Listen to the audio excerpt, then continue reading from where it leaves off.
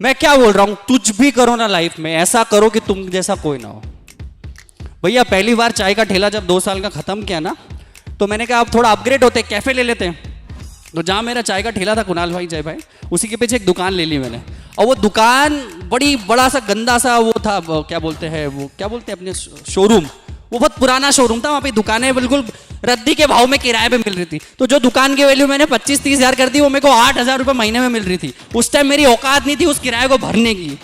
वो क्या हुआ, एक बंदा आया, मेरी जो शटर थी ना मेरी दुकान की, वो बिल्कुल कड़क सी चल रही थी, जो ऊपर नीचे नहीं हो रही थी। एक बंदा आया सा ऑयल वॉयल लेके पैशन प्लस गाड़ी पे, वो मेरे पास आया, मैं दुकान खोल रहा हूँ, बोले भैया देखना हो मैं शटर को ढीला कर देता हूँ। उसने ऐसा किया, शटर नहीं खुल रही है, ठीक है। फिर उसने ग्रीस लगा दिया, ऑयल लगा दिया, ठोका, इधर 4 हथौड़ी मारी। अब देखो भैया, एक हाथ से नीचे जा रही है शटर, जो मेरी दुकान की शटर नहीं खुल रही थी, शटर ऐसे शटर वैसे। अब बोले भैया एक उंगली से इसको ऊपर ले जाऊंगा, एक उंगली से मैं इसको नीचे लाऊंगा। फिर ग्रीस लगाया, इधर ऑयल लगाया।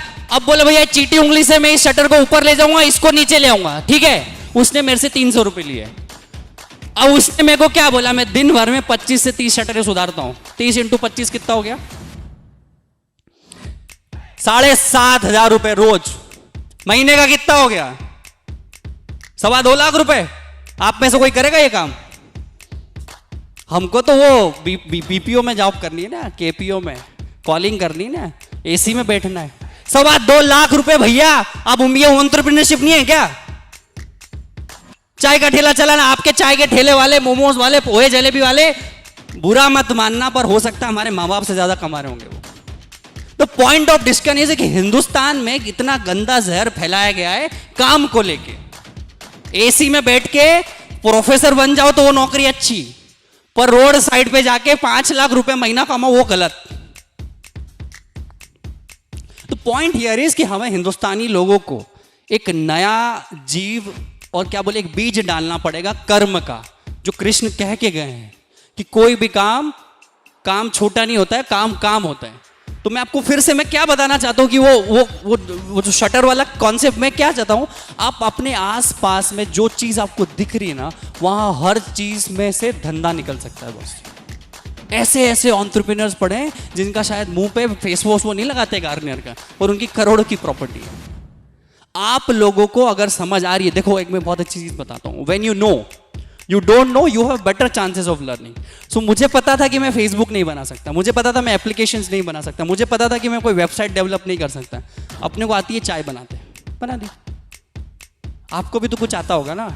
हर किसी का एक सुपर पावर होता है। जैसे कुणाल भाई का सुपर पावर है पॉलिटिशियंस को कनेक्ट करना, पॉलिटिक्स की बातें करना, समाज की बातें करना, समाज सेवा की बात करना। तो वो बंदा उस लीड में बाप बन रहा है, मैं चाय में बाप बन रहा हूं, तुम हेयर सलून में बाप बनो, तुम चड्डी बनाओ यार, जॉकी के कोई बाप निकालो, क्या करो, तुम बनियान बनाओ।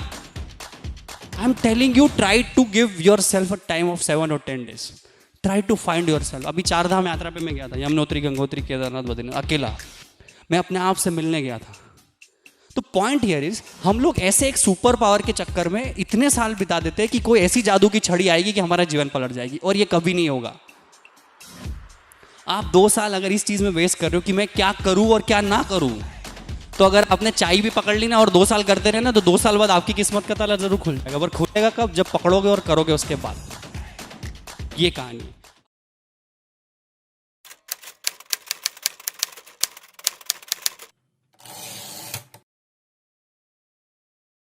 आप लोगों की वजह से मैं यहां हूं।